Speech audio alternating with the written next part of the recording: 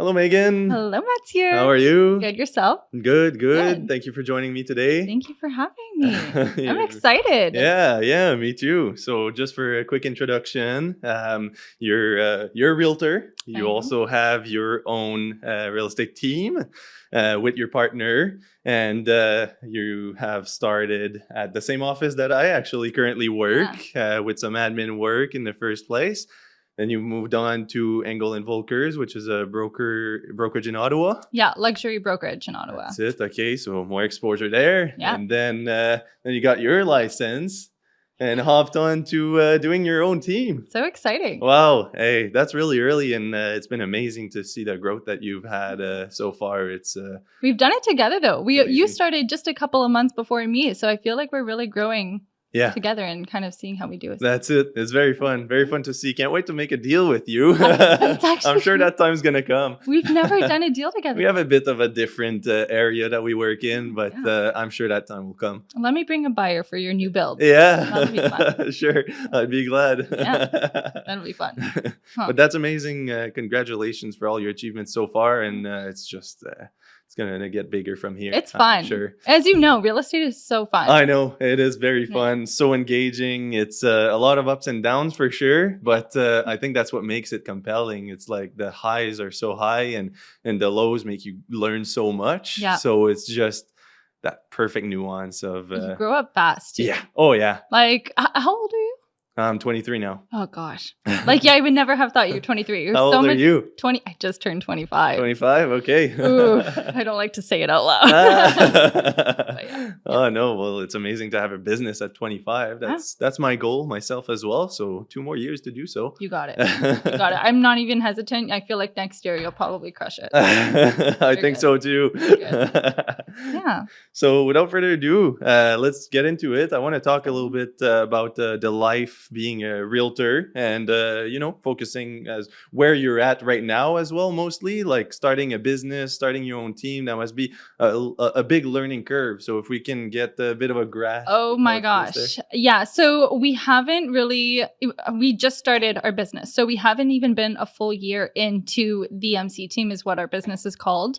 And the whole year, every day is never the same. And there has been a lot of lows when starting a business. But I mean, the fun thing is that no one really sees the lows. I mean, it's all about putting up a front, especially in real estate. If you have a bad day, you can't show it. You right? gotta look good. You gotta look good. Yeah. So, I mean, of course, there's been so many highs, but I feel like in the background of being in real estate, you work your butt off, and then you show the result of the best of what that result has come. Yeah, we're on the same page here. Right? Like, Yeah. So to me, it's like, and I've, towards the end of the year, like to December of 2024, I made a post of the negatives that have happened in 2024, because I do feel like, you have to be real in real estate. You have to show some people that it isn't always The reality. The reality. Yeah, exactly. Yeah. So I'm trying to break those walls down a bit and show that there are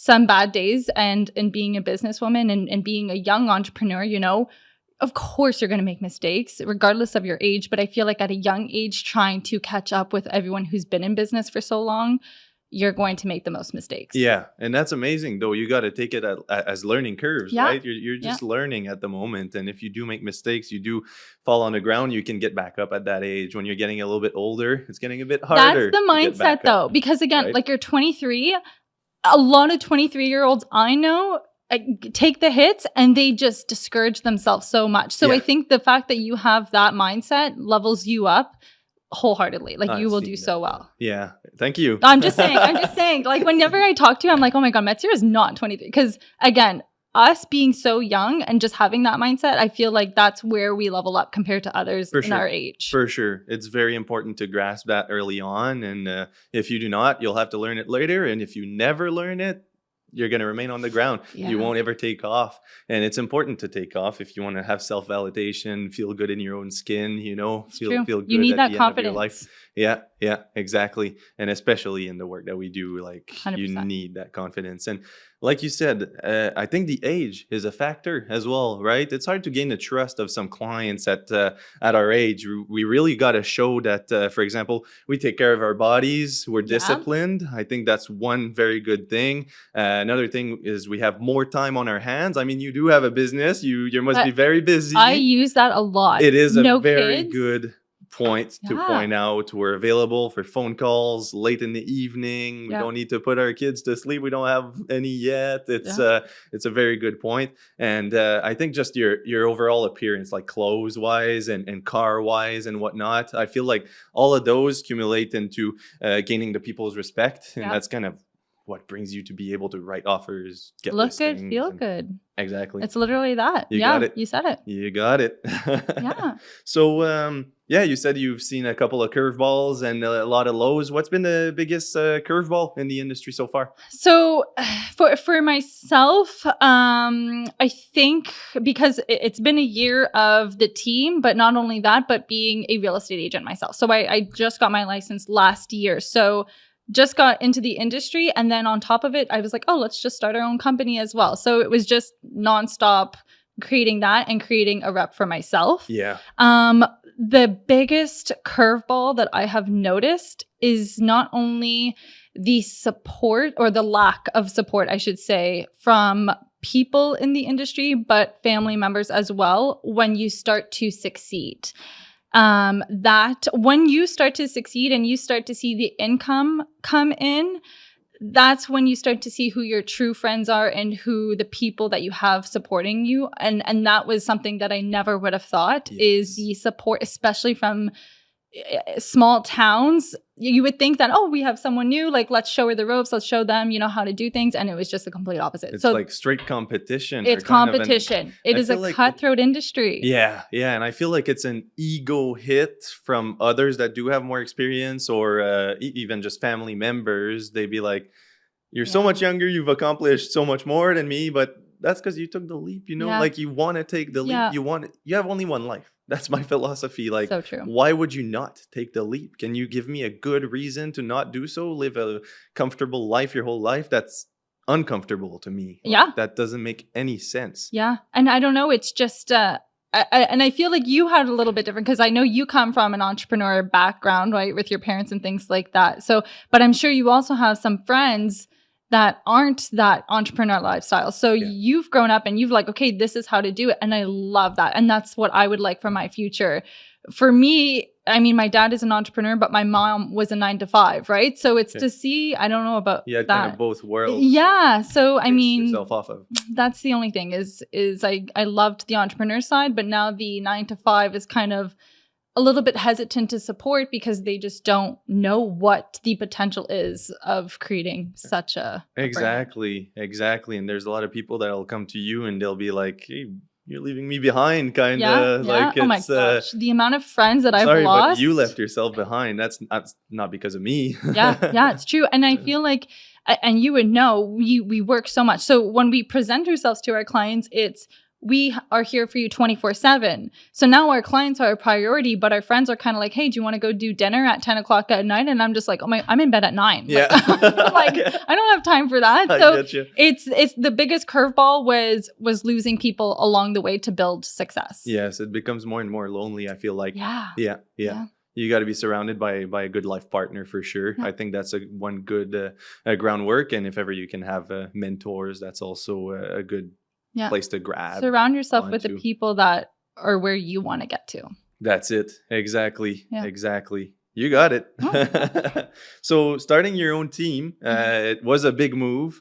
How did you and your partner decide it was like the right time to do so? Oh my gosh, there was never a right time to do That's it. what I feel There like. was Eh? never just do it. Yeah, you gotta do but it. the reason why, so RJ is my partner. The reason why we decided to go ahead and do it at that time was just because, so RJ was actually with you guys at the time. So RJ was a real estate agent under the Real Estate Hub with Cedric Gauthier, Sylvain, and yourself. And when I came in, RJ and I have the same friends, have the same like family, like, you know, we're all just kind of such a close knit group. So when I was getting my license, a lot of friends and family were like, okay, well, this is really uncomfortable for us because if we want to sell or buy, who would we use? It was really ruining RJ and Mai's relationship because it was like, okay, well, now I want this listing and I was just like, this makes no sense. Let's just come together and make a group of ourselves. And at that time, RJ had already wanted to kind of expand to do his own thing. So it was just good timing. It was good timing. Were the financials there? I don't think so. And that's another thing. We were just like, if your financials are not perfect and you're just so uncertain, I say just do it and figure it out after. Yeah, you'll figure it out. Yeah, it's like everything. You're never going to be ready for something. Just do it, and then you'll like adapt to that. Exactly. Decision. Yeah, totally agree. But I mean, I lived in Hearst, which is 5,000 population, small French town, wood lumber industry. A lot of people work at mills. A lot of people work at in trucking and whatnot. So it's a very, very different place than here. Here, it's like learning how to drive in traffic, learning what it is to be around so many people and whatnot. But I needed to take the leap if I wanted something bigger than the wood industry. Or my parents owned a hotel, but I wasn't sure I wanted to stay in Hearst. But, you know, it's a similar leap. How old were you when you left? 21. It's been 2 years now that I'm here. Crazy. Yeah, it's been 2 years. Did my university in Hearst. Okay. And then I did my real estate license there too, and came when I had 1 month left in the course to work under Cedric and, you know. What made you want to get into real estate? I was a waiter. I was in customer service for 5 years. That's my only job I've ever had. Okay. Started as a delivery guy and then moved on to being a waiter. And I just love the feeling of helping people, just providing a service. Yeah, it literally is just amazing. And I also like the concept of the more work you put in, the more money you get out. I love that concept. So I wanted to have a job under commission. That's, I think, the tip side of being a waiter that gave me that that need or that want. Yeah. And so I said, how can I take this bigger? There's car sales, there's boat sales. Nah, I don't really feel like sitting at in a car lot the whole day and whatnot. And then I was like, what would be the most gratifying, right? And I think houses, like, single family houses and whatnot, or investors, I think that's the most rewarding feeling I can get. And that's what I want. I want to have a reason to go do it, which helps me put in more to get out more. Yeah, and love what you do. Yeah, exactly. So if you loved that feeling or that sense of service. Exactly. Yeah. You got to have that fuel you to be a good realtor, because if not, it's a very, very competitive work. And you'll notice when your realtor is not in it for the passion, it shows. Yeah. We're on the same page. Yeah, I agree. Just saying. Yeah. So let's talk a little bit more about the team. What's been your approach to building a team? I'll just give a little bit of an explanation. Building a real estate team, essentially, your goal is to kind of disconnect your time to the money that you're making. You want to hire agents that are essentially kind of underneath you, and they're alongside you, but you do get a percentage of their commission, essentially, for providing them signs, photos, videos for social media and whatnot. And in return for giving them leads, clients and whatnot, you do get a percentage of the commissions. And I think the goal ultimately is to disconnect your time from the money, have people work kind of alongside with you, and you get a percentage of their work. So what's been your approach to building a team? Yeah, great question. We're still thinking about it. So my approach is exactly that, is to build the team, to build the MC team and give it really the luxury service in the Eastern Ontario side. So like I had mentioned, or like you had mentioned, prior to, was that, before coming into the MC team, I was under Angle & Volker's, the luxury service in downtown Ottawa. Now where I live, it's Van Cleek-Hill. It's exactly like Hearst, small town country, give me the transaction. Great. Thanks. On to the next, and the house is one of your biggest investments that you're ever going to have. So the fact that the service just isn't there provided to the clients, shocked me. It completely shocked me. So for the approach of the business is to really create a boutique style company. It doesn't have to expand quickly. I just want it to be an amazing service to all the clients. So as far as growing quickly, not really my forte. I would like to have individuals come in who are just, again, passionate. It's not about the quality. It's not about the quantity. It's about the quality that the agents bring. So that's kind of where we're at, is to kind of showcase our team as being luxury. And if you think that that's something you can fit into, then let's come and let's talk it out. RJ, on the other hand, is exactly like that. So when RJ went to Miami EXP Con, he learned so much about the EXP downline. He is so intrigued by the fact that if you bring agents on, you get a certain commission, just kind of like you had mentioned. And so for that, we're kind of diving into a little bit more is to how to not only bring agents under us, but bring agents under simply EXP, the overall brokerage, and how can we have that name for ourselves. So right now, 2025, the approach is just kind of like, we're still trying to figure it out. Still learning, yeah. Exactly. But for us, it's just regardless, it's going to be quality over quantity. And the approach is just to simply get those people in that have that mindset. And are there any challenges in leading people, leading agents? I'm sure there's many. Oh, Max, here. How much time do we have? No, I'm just kidding. A lot of challenges. So how we have it divided is I'm more of the office manager side. I provide the social media, I provide the upfront look of our team, and RJ is more the numbers guy. He's the management and the behind the scenes, making sure everything is on budget. So I've seen. I think that it makes a great team. Amazing. Because you're managing the social media world like very well. I think it's going to end up, well, it's probably already paying off a lot. Yeah, and I think it's going to end up like doing a very good return on investment of your time. Thank I you. believe. And I saw this too, by the way. I saw you changed the black marble. Yes. I sent it to Arjun. I was like, this is the pin post. Sleek. Yeah. It's pretty cool, eh? Impressed. Yeah, so yeah. I don't want to take the credit. I got it off of a mortgage broker. Okay, that did don't it say too. that. But it makes it look very professional. It looks very good. I think it's it'd be worth to do that on your page as well. I will. I'm gonna look into it. But as far as the challenges go, yes, it again, it's the age, and for what we've noticed also, it's been the fact that I'm a girl. Let's be honest. 25 years old and a woman, people don't respect you. People will not, unless you start to show them, how do I put this? So being a woman in this industry, I find at the beginning, I talked a lot. I just said random nonsense, and I didn't necessarily think that what I was saying was very impactful and knowledgeable. Men will see that and they will just override you. And so I've kind of learned along the way that it's better to just simply, if you don't know what you're talking about in that group, sit back, listen, and then when you have something to say, make sure that it's impactful for that group. Yes. And then you'll start to gain the respect. For the team, I've realized that we've hired a lot of people along the way, administrative assistants, marketing people, things like that.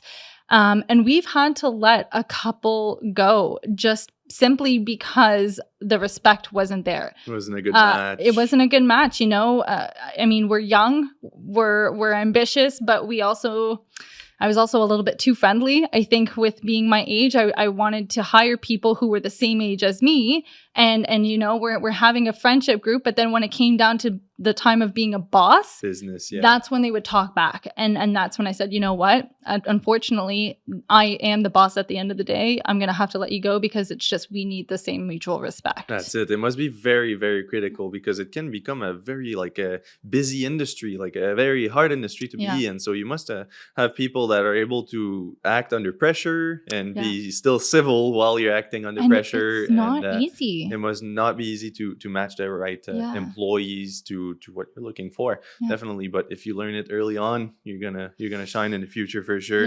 Talking about how busy the industry is, do you have some habits or some things that you do on a daily that help you, stay grounded Oh my gosh. and work well in this pressure? I go to the gym.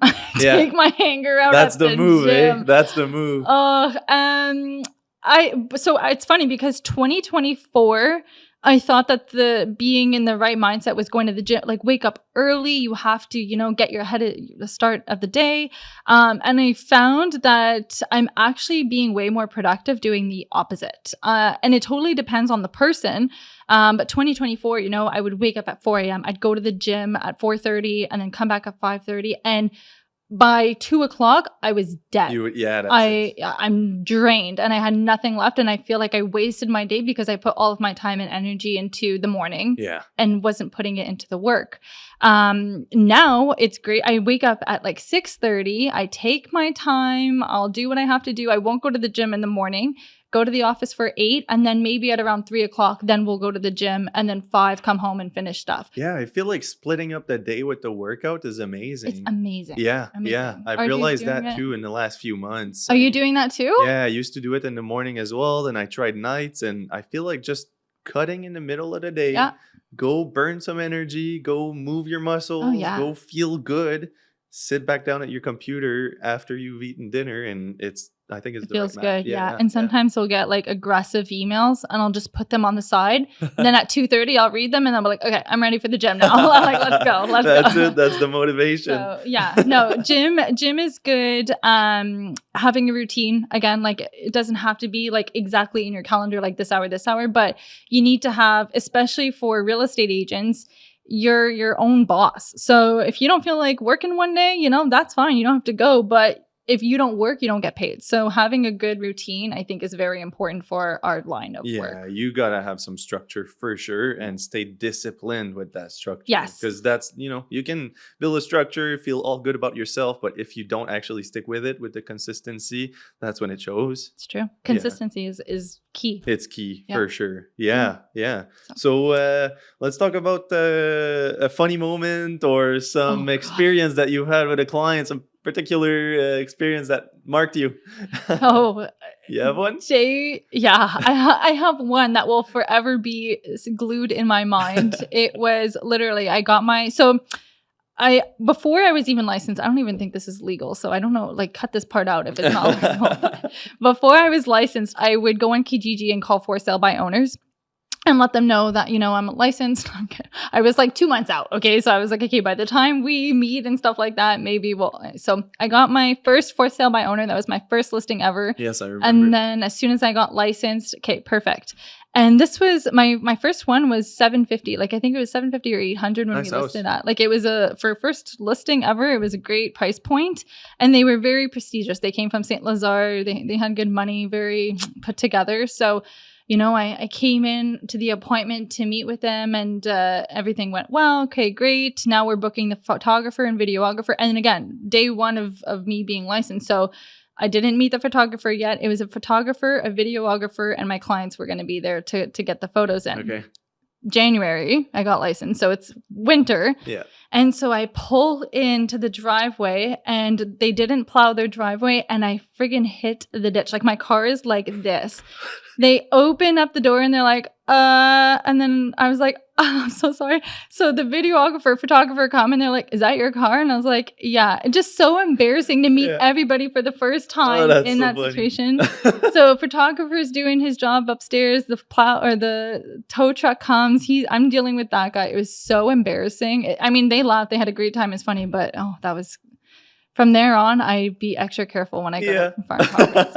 I can imagine. That was embarrassing. But that's aside from that, no, like I have funny moments in the background and stuff like that, but I haven't had enough experience to really be like, I feel like by the time my referrals come through and then it's like the third appointment with my clients or the third house that they're buying, then we'll start to be kind of like cracking jokes, That's it, but I don't know. Exactly. You got to keep it professional for now. Have you had a funny time? Funny. I mean, I had this, it was decently funny. Let's hear it. I was showing a fourplex in Rockland and, I've shown 3 units. Everything went well. Every tenant was there. And, it went very well. The guy was interested into the place, and then we went to the fourth unit, which was in a basement, and the lights were off. I had the keys and whatnot. Knocked a couple times because all the other tenants were there. There were cars there, so I thought that those tenants were there as well. Yeah. Knocked a couple times, no answer. Waited like maybe like 4 or 5 minutes because there were many cars in the driveway. I thought they would be there. And no answer. So, unlock the door, go in, and we start taking a look at the place. And it was so much different than all the other units. The fan in the kitchen was full of dust. It was not very well maintained. It was very questionable. And we were seeing a lot of cigarette butts outside of that one and whatnot. And when we got in there, we were hearing some guy like talking loudly. And so he was in his room gaming with his headset on, like talking to his friends and gaming. So we were inside his apartment without him not knowing. And he saw us and he was like, "Hey man, are you the realtor?" He knew we were coming. He was totally aware of it. It was such a weird experience. Was he younger? Yeah, like 25 maybe or so. God. Yeah. And then, so that was one of the rooms. And then we go into the second bedroom. We didn't know there was a second tenant. So it was two guys. Okay. And the other one, the light was turned off and whatnot. So I go in and I always have a flashlight. Oh my gosh. So I was, I was starting to flashlight around. I didn't know where the switch was and everything. So couldn't find a switch, flashlighted around. As soon as my flashlight hits the bed, guy was sleeping in the bed. Yeah. What were your clients like? He was like, "Let's get out." Okay, yeah, we're good. Okay, yeah, that's it. Oh my God. We've seen this unit. That's okay. Wow. What time was it? 4 p.m. or so, like 5 p.m. Not even. Night shift worker. Maybe. Yeah, maybe that's it. That's it, exactly. So yeah, I guess that was my funny experience. Okay. But not many, like you said. It's been a year and a half that I have my license as well, so it's more experiences to come. Let's do this in a year from now, and then we'll have more. That's it. We'll run it back. So let's talk real estate market now. Let's do it. Let's get the serious business. Yeah.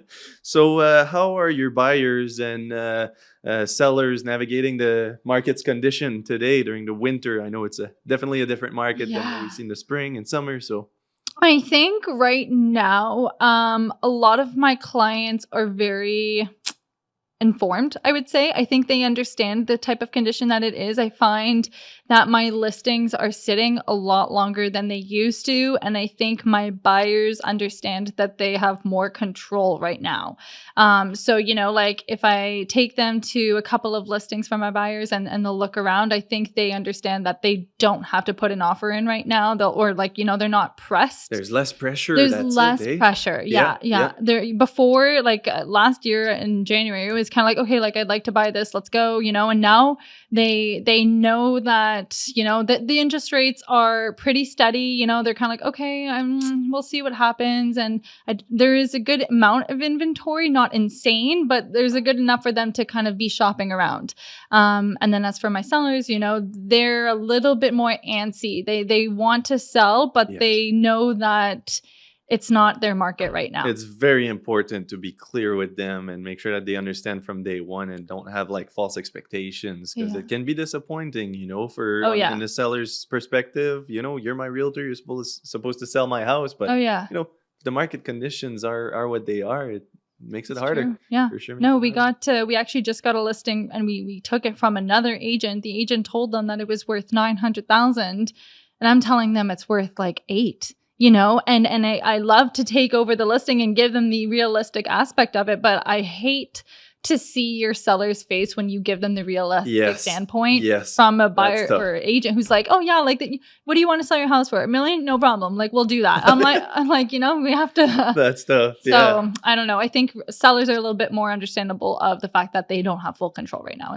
Yeah, that's it. And I feel like the free flow of information is starting to get like a more and more open. Like from last year, I feel like a lot of people did not understand quite, or maybe myself to Very true, explain though. it to people. I didn't understand what interest rates had an impact on the market, and what the inventory was, what was the impact Yeah. with the inventory and whatnot. But I feel like now the message gets across more and clients understand it a little bit more. Yeah.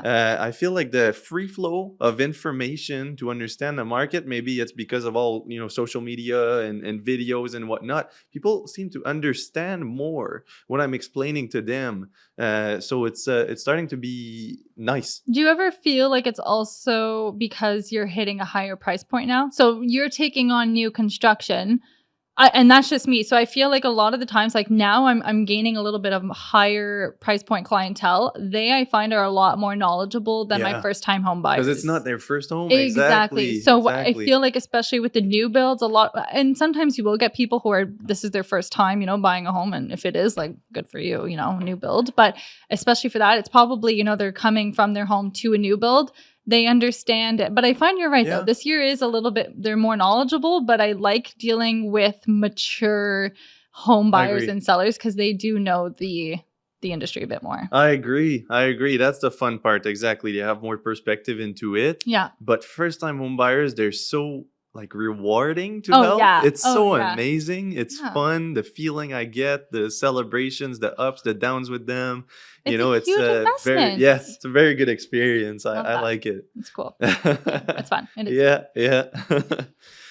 Do you think it's a good time to buy, sell, or hold properties at the moment? That's a great question. I think right now, well, actually, it totally depends on the person's situation. I don't think, it totally depends on them. If it's a work situation and they have to move, okay. But the thing is that let's say you're a seller who just bought, and then you find a house that you really like. Well, you just bought 2 months ago. So is it a good time for you to sell right now? Probably not, because you didn't put much work into your house that you just bought. You're probably not going to get what you paid for. Therefore, not a good time to buy. Yeah. So it totally depends on the person's situation. The interest rates, that has an effect on it as well. But I think, again, talk to your mortgage broker, see if it's a good time to sell, buy, or hold. That's it. There's a whole different aspect, the monetary aspect as well, you Yeah. know. But it's case by case Case for by every case. client. It's very, very case by case. But also, I feel like seeing the interest rates going down like that and seeing the market pick up like that, if ever there's no rush for the clients, I feel like it is a good time to be sitting on property, holding it, and selling a little bit in the more distant future. And again, like I will always, me and my mortgage broker are always in touch because I always like to just know for myself and just for the industry. So you always have to be knowledgeable so that when that does happen, you can reach out to all of your clients and just simply say, okay, like now is a good time. Everyone will ask a real estate agent, is it a good time to sell?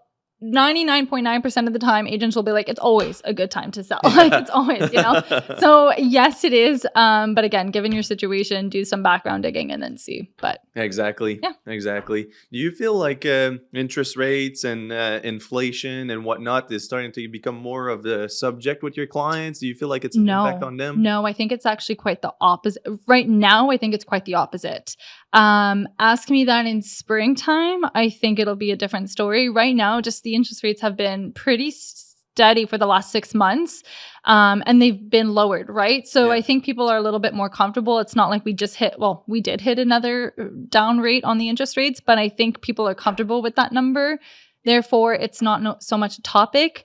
And a lot of my clients, like if they want to buy, they want to buy. Regardless of the interest rates, they're ready, you know? So that I think has the impact. And it's nice. It's nice to have buyers right now. Like they're very well positioned. As you said, you can put your feet in many doors before pulling the trigger on the perfect one. Yeah. There's a decent amount of inventory, so a good amount of options. Definitely less than there could be, but then at that point, maybe the market will be more towards the sellers. So yeah. That's true. The only thing that I think with how the interest rates will affect the market this year is all of the people that purchased during COVID time.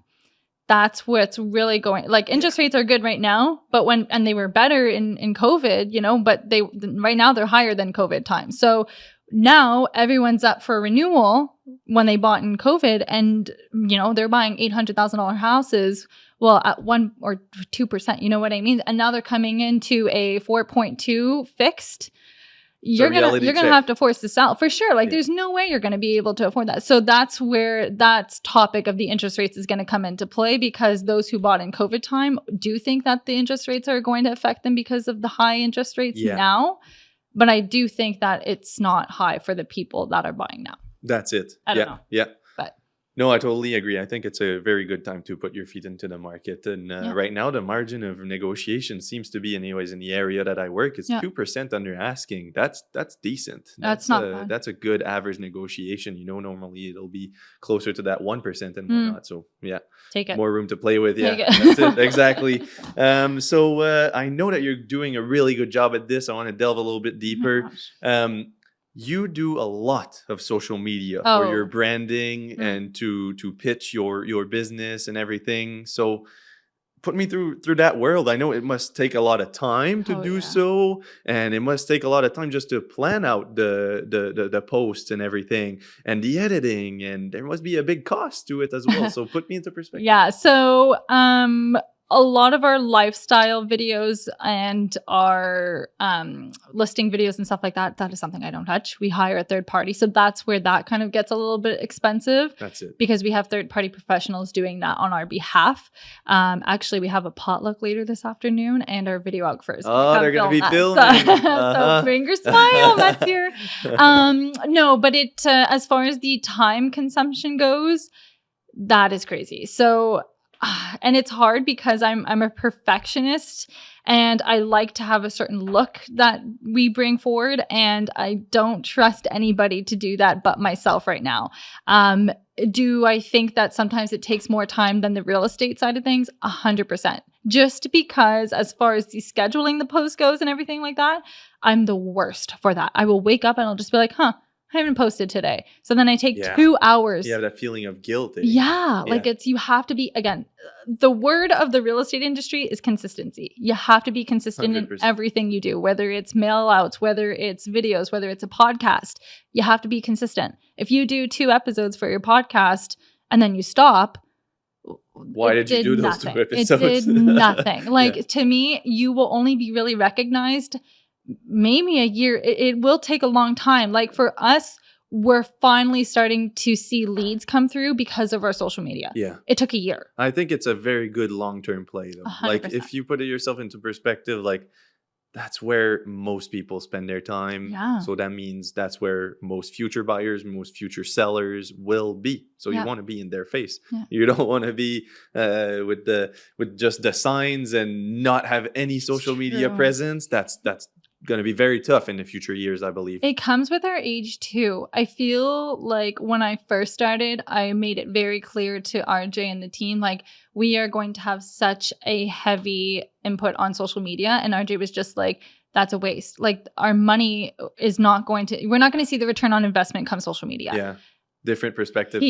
Ask him now, such a different mindset. I mean, it's not a huge number right now because we're only 1 year into the business.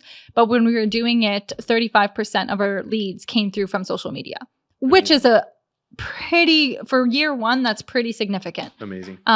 So it's really fun to see it happen. But again, the money, it is a high cost sometimes. Definitely. But, eventually if you do become bigger, probably you'll be able to monetize that and everything. So and hopefully that's the delegate. Goal for sure. Yeah, delegate you. That's the ultimate goal owning a business, right? But the early years are, you got to be want to hold on to it. Yeah. Very involved. Oh, yeah. Any strategies that you've been using to work around the current market? Strategies. Learn the market, learn the stats. That's a strategy that we go into. Learn your competition. It's all about knowledge. That is our number one strategy that we go into as far as appointments go. we're a little bit different from you guys. Where I find you guys are surrounded by Castleman, Embrun, Russell, Yeah. Orleans, Very good Rockland. centers that have a lot of concentration of people. There's a lot Yeah. of movement. Yeah, you guys, and and it's beautiful homes over there. You know, like Yeah. us, we're a little bit more of a small town. We have competition, but as far as getting ourselves through the door and then presenting, I can guarantee you will win every time. It's just a matter of getting in the That's door. it. You guys, you know, you're up against some of very Big well, players. yeah, you guys are Big playing with players. some big players. So as far as strategy goes, I think it's just a matter of going into the appointment and having the knowledge and having a good strategy for that. For you guys, I don't know. Like, I feel like your strategy has to be more than just that. You know what I mean? Yeah, I don't know. definitely. Yeah. And you know what? With the system change, it's very hard to find statistics, right? I don't know if you've realized, So but hard. getting like very accurate statistics to the exact neighborhood and Yeah. everything, I feel like that change was very harsh on us, but It's still it's changing. making it hard to show better than or look better than other agents or outcompete other agents, It's because true. we all have this small amount of statistics that we have in our grasp Yeah. now. Yeah. And there's very big players established in our area, like you said. I guess your advantage is that there may be a little bit less, but as you said, houses are worth a little bit less as well. Yeah. There may be a little bit less houses as well in Oh, the yeah. grand scheme of things and everything, but I think like you have a pretty big market share still. Yeah, we do. It's just a matter of being the best. The strategy is to nonstop learn, whether that be, you know, the market, whether that be just simply your numbers in, you know, the banks as well. What are the interest rates? What are, you know, all of that stuff. And then on to back it up, your marketing. You always have to come up with the newest type of invention. Because you're going to go in, like you said, with the same numbers that the other guy has. What makes you better than him if you That's guys have it. the same You got to stats? provide the most Yeah. value. You Yeah. really got to provide the most value, So, and that's where it's at. Yeah. That's where it's at. so I don't know, strategies, and that's something I need to be better at for 2025 is I go into a lot of things not prepped, not planned, not nothing. Like, I'll go in It's and hard just to be like, find "Let's the do it." time to be prepped, Yeah. but it's easy to win the client when you are prepped, though. Oh, yeah. It's like you really got to show them, hey, like this meeting here matters to me. Like, I've put time into this. Like, Mm. I've looked perhaps at your Facebook profile and I knew that you already had a dog. I greeted him. I know his name. Oh, I, that's good. that's one thing I got from delivering. When I was Okay. delivery, I got to learn, like, you know, the names of dogs of recurring clients that Oh, would order more stop. often, and I saw my tip rate go up when I would greet their dogs, you know, because they have an attachment to this being, Yeah, oh, yeah. right? Like it or not. And I took the time to learn the name of their dog. I took the time to say hi to him and pet him a little bit when I came for this. And this time the tip was $5 rather than $2. Okay. So you gotta kind of find a way to hit the personal side of the client a Pull little. the heartstrings. That's it, exactly. You walk in the garage, you see, for me anyways, in Yeah, that oh, case, yeah. you walk in the garage, you see hockey sticks. You Okay. start talking about hockey. I've played many years of hockey. I come from the north. That's all we do up there. So you got to try and connect on a personal level. I feel like that also helps. That's a very good my strategy. strategy that I use. That's a very good one. Yeah, that's definitely my strategy that I use. And I feel like there's more referrals that come in when you connect personally with that person. I feel like there's less referrals when it's just a business relationship. And yeah, With the clients. it's a good point. It's a very good point. And I feel like it also depends, like, again, pull on the personal things. But if you're going to a commercial property versus residential, I feel like that switches. Now, okay, and again, you're learning the person and what kind of personality they are. So if this commercial guy is strictly just numbers and loves business, you're not going to bring up his family. Yeah. You're going to just learn who this person is. If they love hockey, you know? And I like that. That's a very good strategy, is learning your client and going with what they like. Exactly. And like commercial people, typically it's going to be like investment properties they're looking for and everything. Like, okay, I can get the numbers and I can give you an ROI estimation and whatnot. But if you're able to look into the business that they own and say, hey, I think that's pretty cool. I went at your business. This looks good. a compliment goes a long way. Oh yeah. It goes a very long way. Makes them And feel comfortable around you. exactly. Yeah. You want to to grab onto that kind of emotional side a little Let bit me more. write that down. That's a good one. That's good. Yeah, a lot of you just gotta learn and act on what you learn. It's true. Just Yeah. Especially with closing gifts too. I remember like that goes a long way. That's when I try to Yes. learn them. But I remember like when we first started, I was like, we have to do customized gift basket for each client. And then RJ would go do a showing. He'd come back. He'd be like, yeah, I got the deal. We're closing on this day. And I'm like, okay, great. So what are they like? You know what? I don't know. I don't know. Yeah, that's RJ. What? That's RJ. I was like, do they have kids? Do they have animals? I don't know. Well, he's like, they got 3 beds. So like, I'm assuming 2 of them maybe for kids. Like, I'm just like, oh my God, like you have to learn your client, and RJ's just strictly numbers. Yeah. And it works for, some people love that because he doesn't mess around.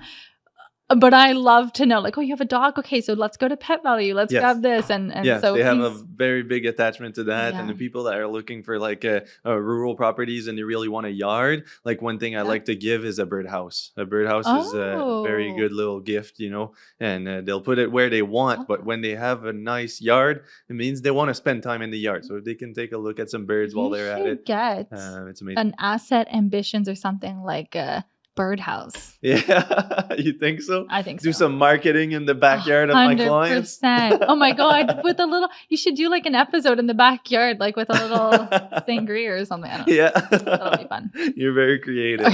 That's why you're doing the social media. give me a call. We'll set that up. Next Yeah. We'll do that. We'll do that for you. That's funny. That'll be fun. That's it. So talking about asset ambition, I wanted to go into the bigger picture of investment ideas.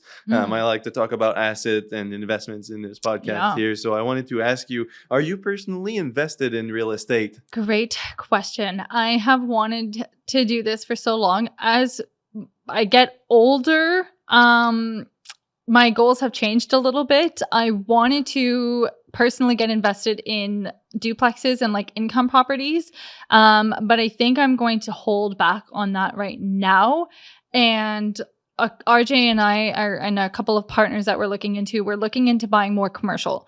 We would like to buy commercial properties for ourselves personally. Right now, we're looking to buy a little bit more out west, east, and just grow our brand, EXP. And then with that, with the income that comes in from that, then I think I would like to start buying income properties. Yeah, I feel like that's it. Your capital is more tied up in the business side of things. So it's not time for multis and whatnot. But if you have the money sitting aside, do it. Like, anyone who talks to me about investment properties, I get so excited because you're I'm a big proponent of that. Love it. You can't. You can't go wrong. I mean, there's some things where you have to learn, like if it's worth it, if it's actually going to bring you money. But I like it. You were invested. You already do that stuff. Yes, I do have a detached house with a secondary dwelling unit that's legal in the basement. And 23 guys, 23, and he already has one. Just saying, very impressive. That's been my goal forever as well, to be invested into real estate, and it is. I'm so glad to be able to do it at this age. I know that it's not everybody that can do it at this age. You really got to be pushing hard, and I've had some help on the financing side of things as well. It's all about who you know, though, nowadays. It's really cool. Connections. Yeah. Yeah. Good for you. That's the main source of push to be able to invest. 100%. But also more now that I own it, I'm more aware of all the costs that come with it as well, though.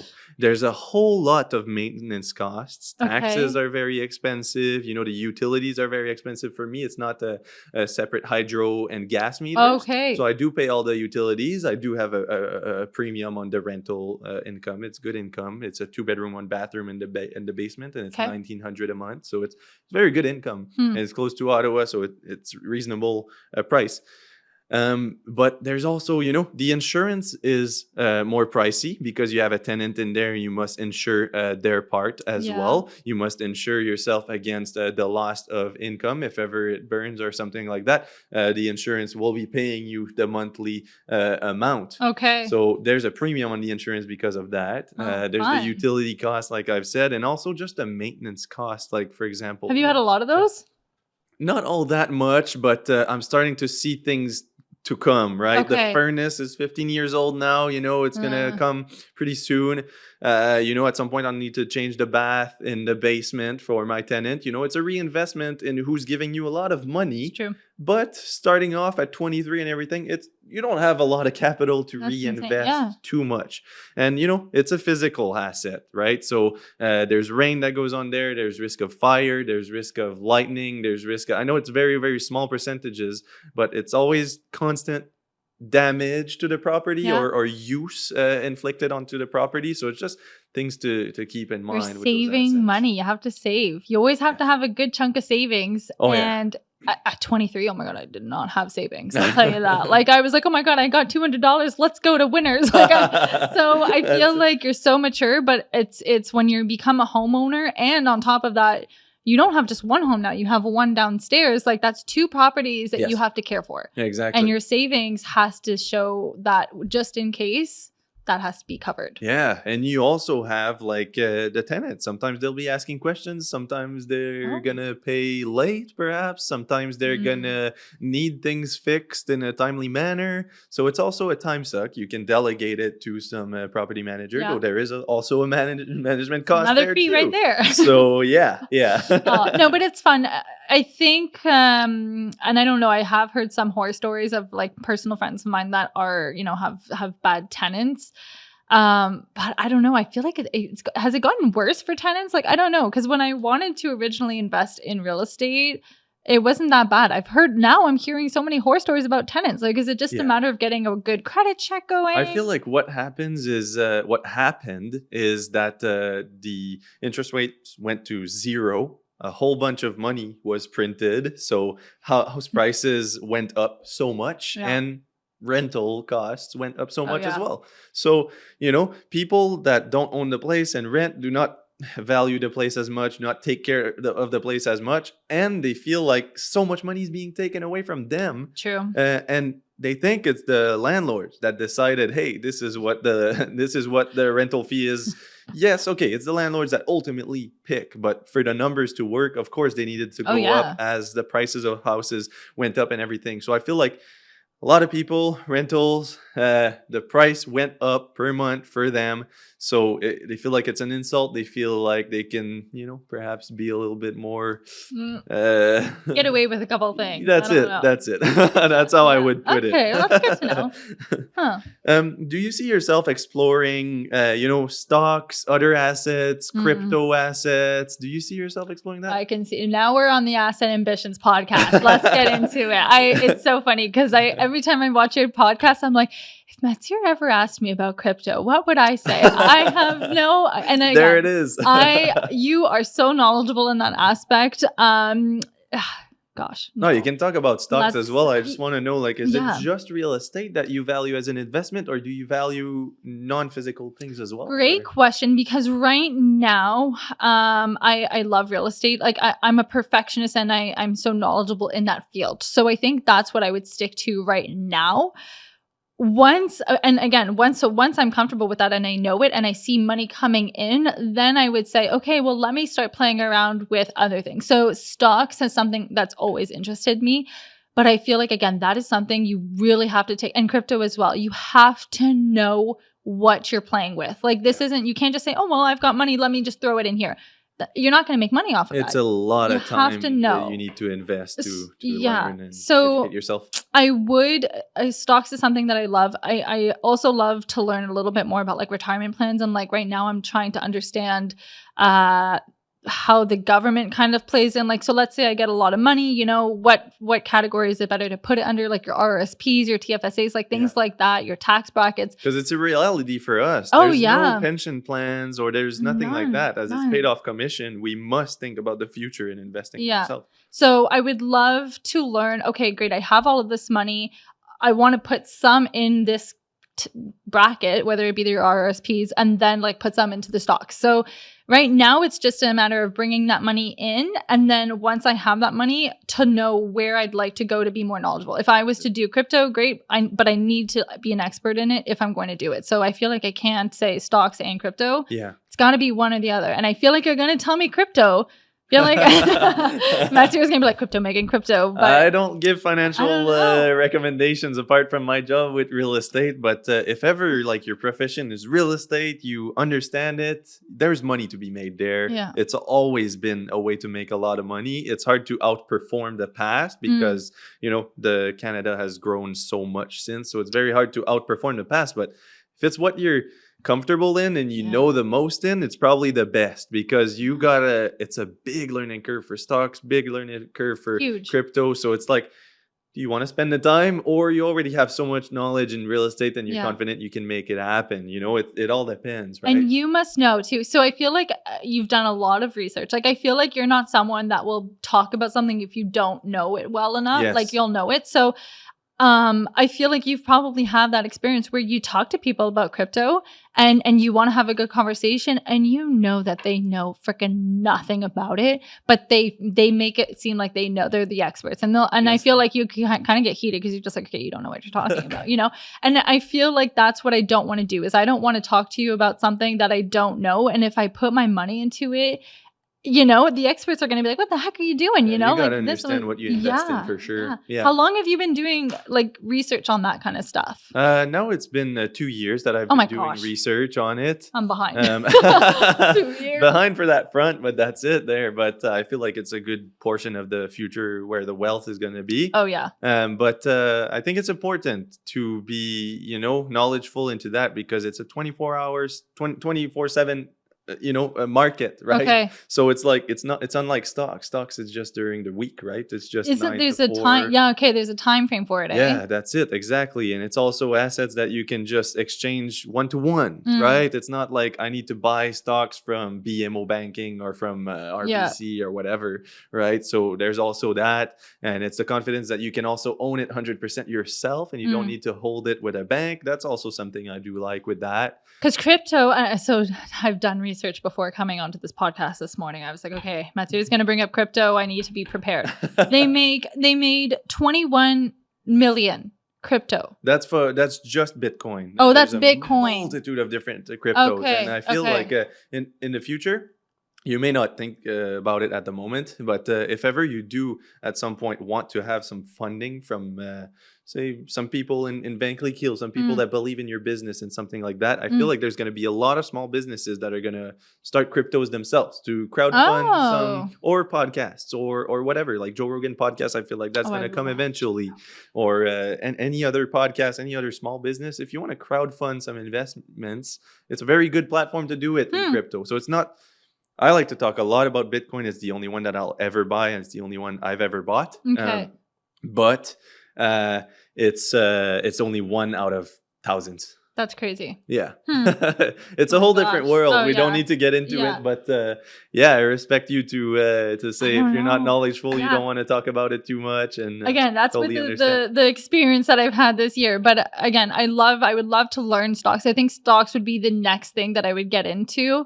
Because I've heard so many people talk about it, but I've heard a lot of highs and then I've heard a lot of lows when it comes to stocks. So it's a good way to disconnect your time away from the money, right? You gotta risk some money to have a return on it. If you just keep it in a savings account, it's kind of depleting away, right? Because as the supply of money goes up, your dollar's lower in purchasing power. Yeah. So that's why it's important to look into investing, and especially for us, because again, we don't have any pension plans. We don't have any, and we're young right now. Like, do it now so that if you leave it there for a while. Time in the market beats timing the market. Yeah. So definitely something that I've heard a lot. If you're young, do it now, because again, it's a long-term investment. That's it. But I know you keep yourself pretty busy with real estate, and I'm sure you're making a very good return on investment there too.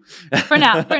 We'll talk. Give us a couple of years and we'll talk Bitcoin. Yeah, exactly. There you go. Has working in real estate changed the way that you think about money and investment goals? Yes. 100%. It gives you a different perspective. Oh my gosh. You got to learn to stay humble in this career.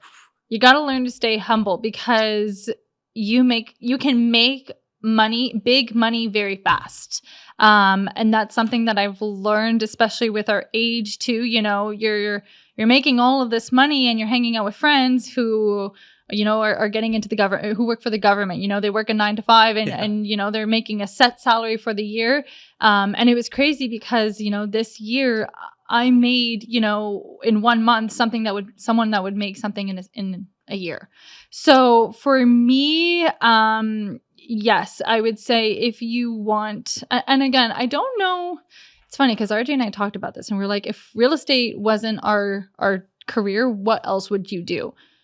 And I don't even know. I can't say either. I couldn't tell you, I'm just like, I love the fact that I make my own hours. And it's something that I'm passionate about. And again, like you said earlier, you make what you put into it. Like if you're passionate and you have all of this experience and you're gaining knowledge, you're going to see that financially come through. Like Yes. you are going to see the return on investment on that. So yes, it has changed my mindset on things. It's also taught me a lot about how to save my money. Being self-employed. Being paid by commission is a whole different learning curve for sure. Taxes. Yeah. Don't even get me started on tax. Yeah. Keeping all my receipts. Like it's great. It shows a lot of pros, but you have to grow up very quickly, I find, Yes. to know this kind of thing. Definitely. But you're there too. You understand. you know. Exactly. But, yeah. No, I would say if you want to really grow your financial accounts and you want to really see the return on investment pretty quickly, put in the work. But I think real estate is really where it's at. Yeah, I believe so as well. So yeah, I love it. I love it. Amazing. I think you guys are doing a very good job, and it's amazing. Matthew. Keep her going. Try. So let's go to the signature question of the podcast, and then we'll wrap it up. Okay. What is your most prized asset? Oh, great question. I think my most prized asset is my skills. I think being 25, being a woman in the industry and just coming in with so much to offer to all of my clients and building a business, I think my skill set is one of my biggest assets that I have to carry. You got it. But yeah. You got it. Hey, what about you? What's your biggest asset right now? Gotta tell me. I gotta return the question. I would say that my biggest asset is most definitely Bitcoin. I think it's economic empowerment for everyone, and that it's going to be a very big part of the monetary system in the future. Okay. Yeah. Love it. I need to do some more research on it and then have me back for another. Hey, I'd be glad to talk about it, and I'll be doing some podcasts about it because it fascinates me, and this is the goal of the podcast, right? Talking about assets and everything. Like I do real estate. I will have some realtors on. I will have some mortgage brokers on and everything, but I'll also have people that are passionate about crypto, and I'll also have some people about a whole variety of subjects. But it's one that fascinates me, and I want to embrace it and talk about it. And I love that you talk about it too with other people who have different opinions. Like it's so fun. I was watching your episode with Marty. Yes. And talking about gold. Like I just love that you have different people with different mindsets on it to see the differentials of things. Yeah, so, you got to share your views to the world. And that's the goal. That's the goal. So interesting. Yeah, it is. Love it. Amazing. Thank you for coming on. Won't be the last one. I really appreciate it. And let's go enjoy the potluck now. Thanks, Mathieu. All right. Okay.